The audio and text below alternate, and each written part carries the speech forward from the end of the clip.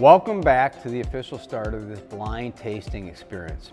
Before we jump in, we're going to show you how to best set up for this blind tasting experience, explain the 5 S's of wine tasting, how this whole thing will work, and get you tasting the first wine like a som. Now remember, this is Wine 101. Each kit will continue to build on your wine knowledge, so we'll keep things simple here, right Liz? And here's what you're going to need. 1 wine glass per person. Standard wine glasses are best. I prefer stemmed, but you can use stemless, big, small, whatever you have. Why use a glass with a stem versus stemless? Well, when wine is in stemless glass, your hands will warm up the temperature of the wine, which can definitely affect the tasting experience. We also suggest having some water to drink and to clean out your glass between pours. You'll also have something to snack on. This can be as simple as some crackers, or if you're making an event of it, a charcuterie board or some fruit. Don't overthink it, just have fun. While you're setting up, we'll share a little bit of wine trivia with you. Liz, tell us about it. A question I hear wine novices ask often is, how many different types of wine or wine varieties are there? Well, there's over 10,000 different varieties of wine grapes. The type of wine in the bottle is determined by the type of grapes used to make the wine. So for example, a wine that says Chardonnay on the label features mostly Chardonnay grapes.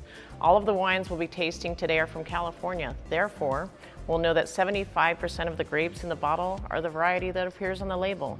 So when you see a bottle labeled red blend, you'll know it's a combination of several different types of red grapes. 10,000 varieties? I can't wait to taste them all. Something else to notice when you're looking at a wine label, you may see an AVA, the American Viticultural Area, on the label. It indicates that 85% of the grapes have come from that specific area or region, typically defined by a geographic or climatic features. So you might see Napa, which is probably the most famous California region, Sonoma, Lodi, Paso Robles. If it says California, all the grapes in the bottle come from the state of California. Now let's learn how to taste like a pro. We use the 5S process of wine tasting: seeing it, swirling it, sniffing it, sipping it, and then savoring it. If you look at your wine checklist, you'll see those 5 S's are in each section. As you go through the 5S process on your own for each wine, you can make your notes right on here. So Liz, let's dig into each of these. See the wine. What does this mean? Seeing the wine refers to the clarity, whether that's cloudy or clear, color intensity. I always use a white background, which really helps me determine the richness and color. The variations in colors can help you deduce which variety is in front of you, as we will see tasting through each wine. The next S is swirl. Why do we swirl? We swirl to aerate the wine or open it up to release the aromas and flavors. The best technique for swirling is place the stem in between your fingers and slowly make circles with your glass. Liz is showing us how the pros do it, but be careful. You don't want to end up with wine all over you. This is why I wear black. Next, we sniff. Don't be shy. Get your nose into the bowl of the glass to get a good whiff. What do you smell? Do you smell butter, flowers, freshly cut grass, berries? What's the intensity? If you need help, check out the aroma wheel to give you some inspiration for what you're smelling. Now finally, here's the fun part. We get to take a small sip of wine. Can you identify any of the flavors you previously smelled? Any new flavors pop up? When I sip, I like to swirl the wine in my mouth to coat and touch all 10,000 of my taste buds first, and then have another sip and enjoy and savor that experience. Speaking of savor, it's the 5th S in our process. As we go through the different wines, we'll share our suggested food pairings. That's the fun things that happen with flavors and aromas that enhance the food and wine experience when paired with certain wine varietals. So keep an eye out for that. By the way, there's a reason we've numbered our bottles from 1 to 6. Here's why. If you start with a full-bodied red wine, you won't be able to taste the white wines the same way. You won't have the same experience with the white wines. I like to call this wrecking your palate. Follow along with us as we taste them in progression from white to red. Here's what to expect as we go through this experience. At the beginning of each segment, we'll prompt you to open up the bottle and pour a small amount into each person's glass. We'll share a couple thoughts to consider, and then we'll encourage you to pause the video. While the video is paused, you become a wine detective. Use the 5S process we just discussed, following the checklist, and reference the wine wheel and make your best guess on the wine type. Once everyone's ready, come back to the video, hit play, and we'll see how your notes compare to ours, and we'll reveal the type of wine. Okay, enough talking. Let's start drinking.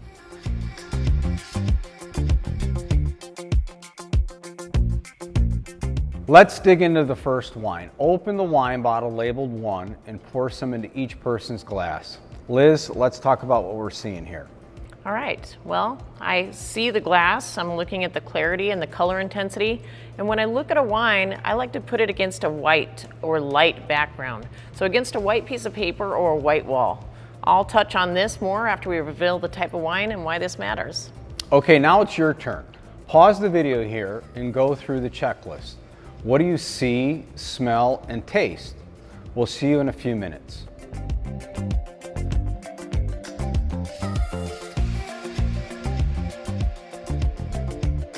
Okay, welcome back. How'd you do?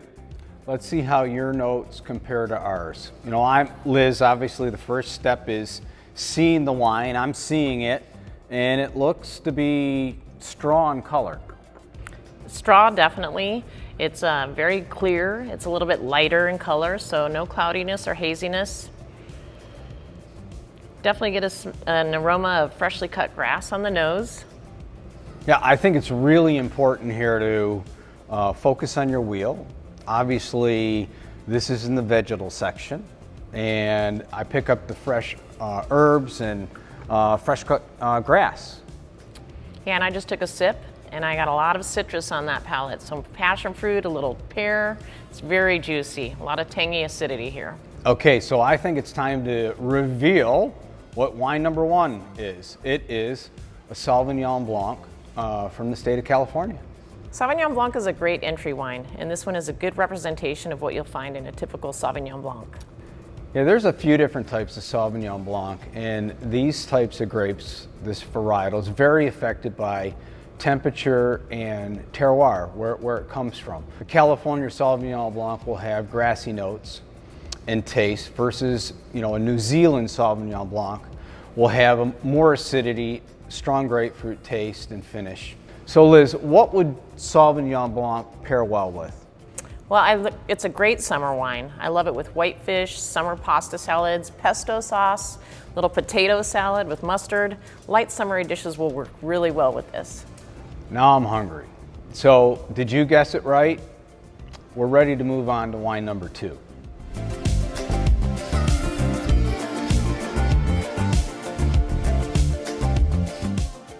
As you can see, I've already poured and Liz has already poured wine number 2. I want to keep them as a visual for our discussion so we can look at the wine color variation between the wines as we drink them. Liz, tell us about what you're seeing as you swirl. Well, as you swirl the glass, you'll see what we call legs. Those are the tears running down the side of the glass. This can be an indicator of the amount of alcohol in the wine. And as you'll notice, this one already looks a little bit richer than the last wine that we had based on the legs. Yeah, I can see it coating on the side of the glass. Okay, so you know what to do now. Pause the video here and go through the checklist. We'll see you back in a few minutes.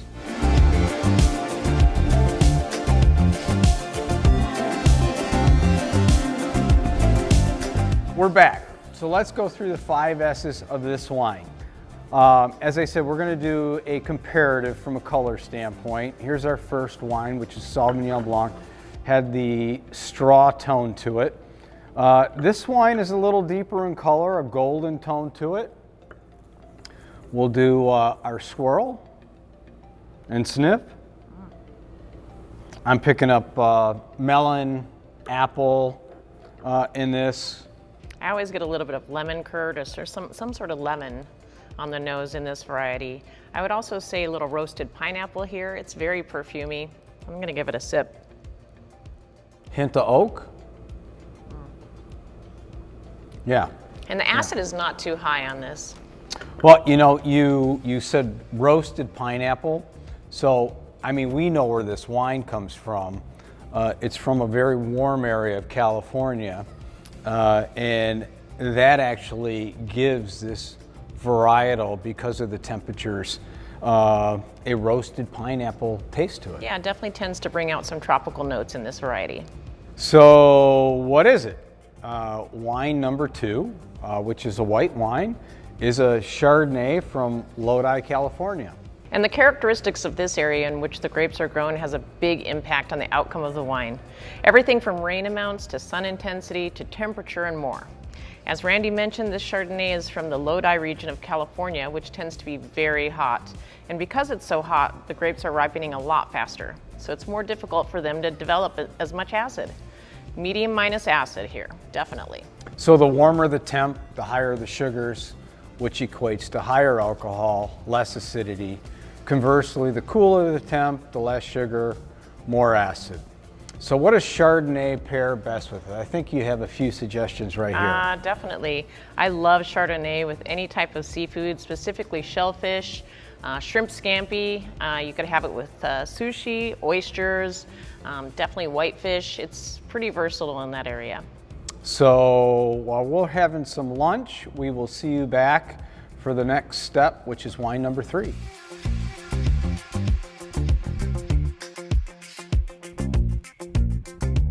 Welcome back.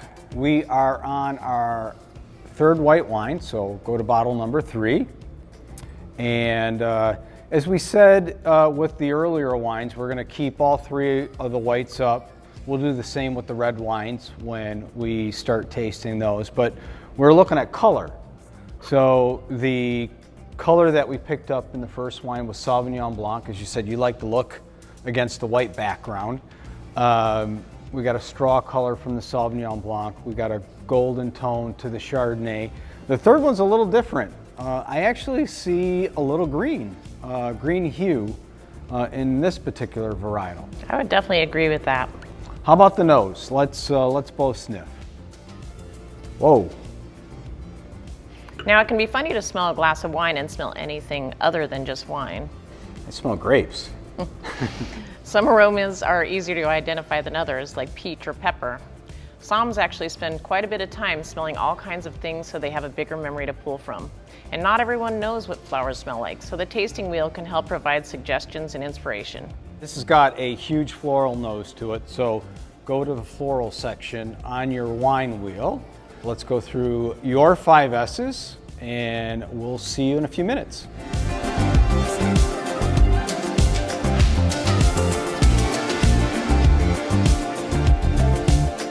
Okay, so we've got our 3rd wine, and we already looked at it from a color variation. We said it had a green hue to it, and we did our swirl test and sniffed it.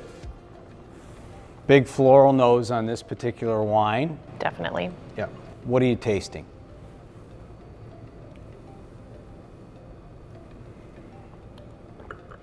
I would say definitely that peach and tangerine, that perfuminess, all of that really translates to the palate. Very perfumey and lots of florality. Absolutely. So which wine is this? You gotta tell me. Which varietal? Which one is it? This is Moscato. These are all California grapes. Yeah, definitely a lot more fruit on this one with pretty decent acid. It really gives the wine a little bit of lift. I would say Moscato pairs really well with panna cotta or creamy, slightly sweet pudding. I really like the idea of it with some really soft cheeses or a spicy type papaya salad. Food with acid and needs something to stand up to it. So with that heat in the papaya salad, you need that little bit of fruit. Oh, that's a great contrast. Spicy and sweet. Okay, now we're moving into the reds. We have 3 of those. We'll start with wine number 4.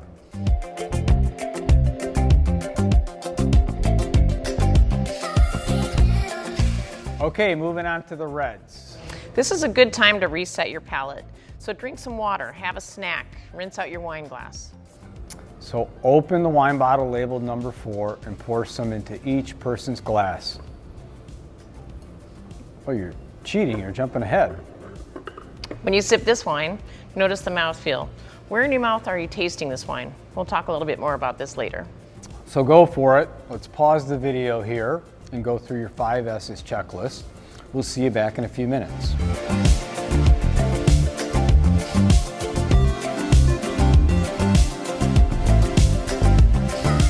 We're back.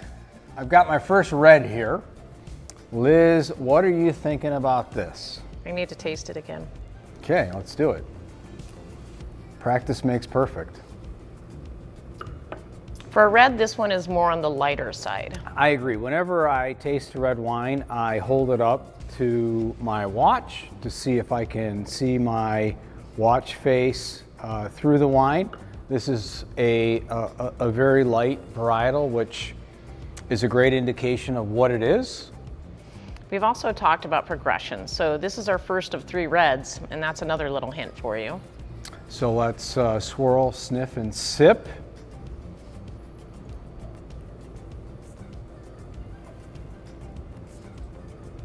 A lot of cherry and plum here. I get some really ripe strawberries. Delicious, really delicious red fruit, which can be an indicator of acid being elevated in the wine. Yes, it is heaven in a bottle, my favorite. It is a Pinot Noir from the central coast of California, which means the wine grapes come from the area that extend anywhere from Santa Barbara in Southern California all the way up to Northern California and the Monterey area. Well, let's talk a little bit about acid versus tannins. Acid is the juiciness that you taste in a wine, like what your mouth feels like when you drink lemonade. And tannin is something you can experience in a lot of different food and wine. For example, when you drink black tea, you feel that grippiness on the side of your tongue. That's the tannin. And both of these can help cut through rich or fatty foods, making them what I call the workers in wine. Well, I see some food here. What about the pairings? Well, Pinot Noir is probably one of the most versatile wines and pairs really well with darker poultry. Makes it a really perfect Thanksgiving wine or for large meal gatherings with your family. And it also goes really well with beet salad and goat cheese. I like it with chicken, or even if you want to pair a red wine with your salmon, this would be the best way to go. I am very thankful for Pinot Noir. We're going to go on to our next red, which is wine number 5. See you there.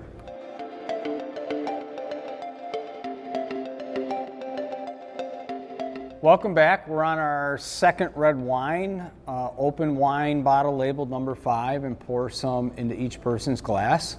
I'm going to look through my watch again this time, and guess what? Can't see my dial. So we know it's darker. We also know it's a different varietal. So Liz, what do you see? I mean, this wine is definitely looking a lot more rich than the last wine. Okay, so we know what we have to do now. We pause the video here. We go through our 5 S's. And we'll be back to talk to you and review in a few minutes.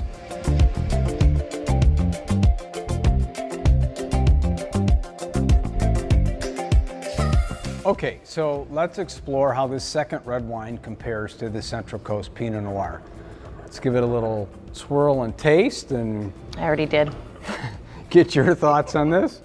A lot more herbaceousness on this. It definitely has a really lovely velvety texture. I get a lot more red fruit on this and some ripe red berries. Red berries, check the tasting wheel. Randy, what's the wine? This is a Merlot from Lodi, California. Definitely a bigger wine. That means it's richer, it's a little bit fuller bodied. We can see the progression in the weight of the wine. There's more grip and tannin here. So we see a little bit more acid with that red fruit, and we know those are all workers in the wine. Yeah, so if you actually look at the back label of every bottle of wine, it has the alcohol percentage. That Pinot Noir is 14.1. This Merlot is 14.5, which is a nod to the temperature again for Lodi. A little bit warmer. Yeah. Higher temperature, higher sugars, higher alcohol. What would you pair this wine with?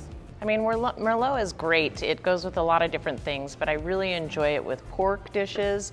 I like the sweet potato idea here for sure, and maybe a filet mignon. Definitely a protein with a little less fat in it. Well, it looks like I've got another lunch to eat here, so I'll finish up this and we'll see you back for the last red wine, wine number 6.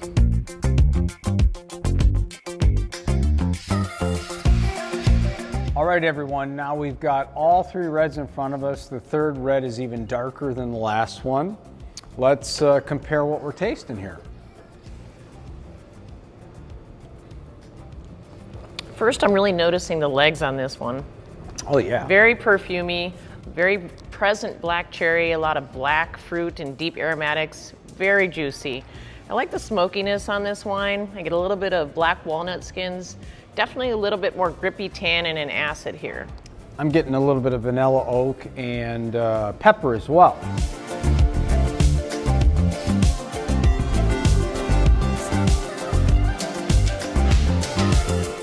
Okay everyone, so what is this? This is Cabernet Sauvignon from the north coast of California. Makes sense. Compared to the Merlot from Lodi, which is temperate and more inland, this cab comes from a cooler area, the northern region of California, up near Sonoma and the Napa area, where we can tell that from a lower temperature is going to bring about a lower alcohol percentage. This is 13.5% versus 14.5% alcohol in the Merlot. And the Merlot has a lot more red fruit versus the Cabernet, which has a lot more black fruit. So back to that workers conversation. The complex layers of a Cabernet really help to cut through the richness in any food. And tannin in the wine has a lot to work with. So tannin goes to work on all that fat, leaving you with all the delicious flavors of, say, wine and a steak. It certainly does. There you have it, all 6 wines. Thank you for joining us. We've had a blast going through this blind tasting journey with you. Hopefully you learned a little bit and had a lot of fun as we went through the 5 S's of wine tasting. Again, see, swirl, sniff, sip, and savor. Now you may have no wine left, but in case you do, and for future reference, we recommend how to store it. White in the fridge, red corked or capped in a cool, dark place. And I like to finish my wine within 3 days. It loses a lot of its liveliness and oomph after that. And if you do happen to have a little bit of wine left in your glass, do a repeat. Now that you know a little bit more, you can go back and retaste all of the wines and see what's changed and what you notice. So stay tuned for wine kit number 2, which will be coming out in the spring. You'll learn a little more and we'll take you into a more comparative learning experience. Drop your email into the form below to be the first to know when the next kit is available. We want to hear from you. What are you curious about when it comes to wine? Check us out on Instagram and Facebook at Sip and Sample Wines. That's Sip, the letter N, Sample Wines, just like on the box. And be sure to tag us on social at hashtag Sip and Sample Wines. Thank you, Liz, for joining me. I've had a ton of fun with you. Appreciate all the sharing that you've done with us, your expertise, your tips and your tricks. It's been so fun discovering these wines with you and learning how to taste like a sommelier. Thanks, Randy. It's been a real pleasure, and I hope everybody had a ton of fun. And to everybody at home, thank you for joining us. We'll see you next time. Cheers.